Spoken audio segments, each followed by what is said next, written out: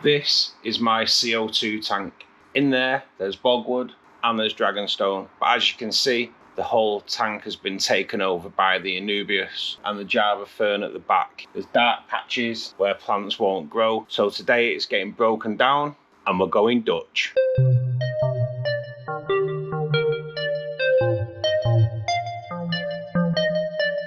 Hi, I'm Russ and welcome to my channel. So first of all, we have to remove all the plants and all the occupants from this tank. So let's get that underway.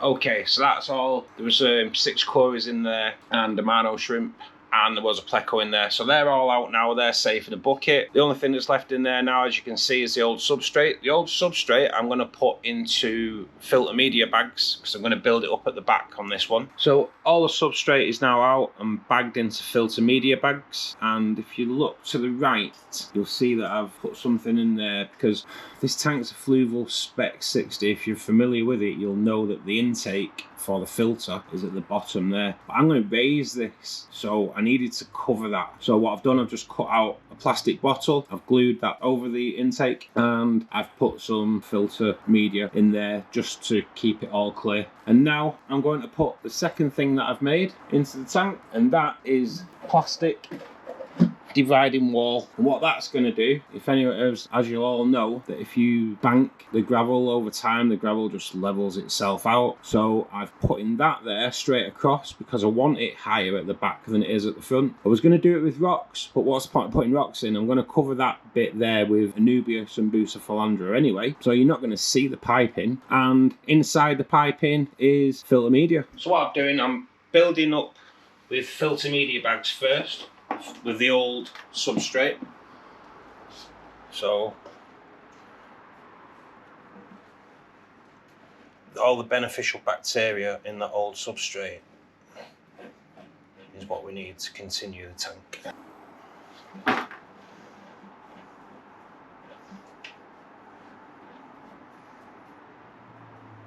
I am a firm believer of quality. And I think when you're starting a planted aquarium, best start it can get is a good quality soil. This is tropical soil, because it's mainly tropical plants that are going to be going in here. So some people may disagree, but I think the more expensive soils are what you want to be looking for when you're starting a planted aquarium. Why skimp and not give yourself or give the plants the best start they can possibly have? Next, I'm going to put in some gravel to cap that. Ideally I wanted black, I will say, but the shop that I go to, or the shop that I went to, didn't have any black, so I got this. Not that it's going to make much of a difference anyway, because a lot of the plants that are coming in here are going to carpet the front anyway, so you're not going to notice it.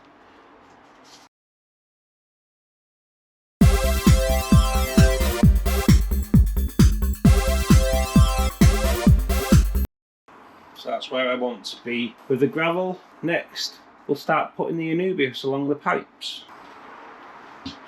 So the amount of anubius that I've got off what I took out of this tank is amazing. That is probably just about a quarter of what I've took out of there. Incredible, absolutely incredible. So now I'm going to glue the anubius and the boost to the pipes. So to stick anubius to anything, you can either use cotton or you can glue it with a CN acronite glue. And what that is tank safe, so you're not going to kill anything in your aquarium. And just glue the roots to that. Just hold it for 30 seconds or so and it'll hold like that.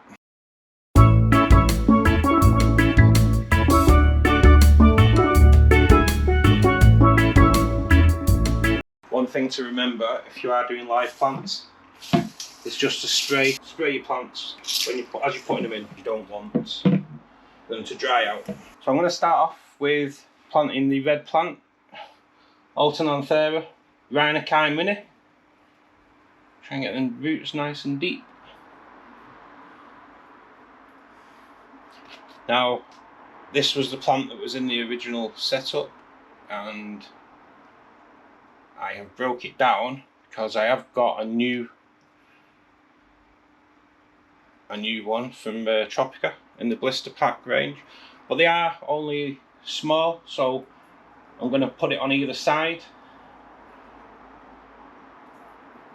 as so it doesn't look odd.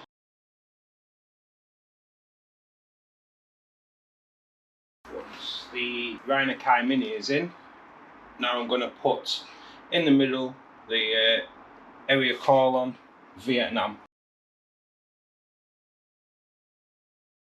The next going in is the dwarf hairgrass. This will carpet along the front of the aquarium over the next few months, and that'll form a nice lush lawn, if you will.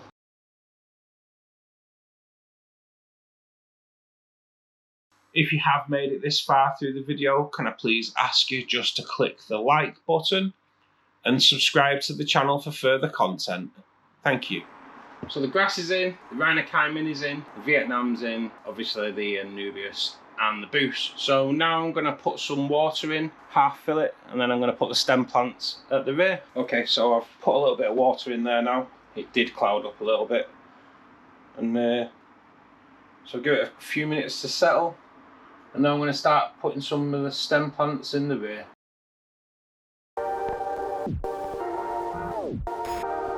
Next plant to go in is Rotala Macandra.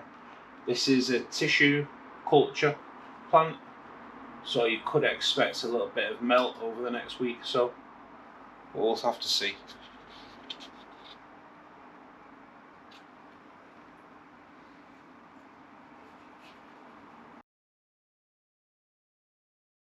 So now I'm going to fill it with water. Let's see how it looks.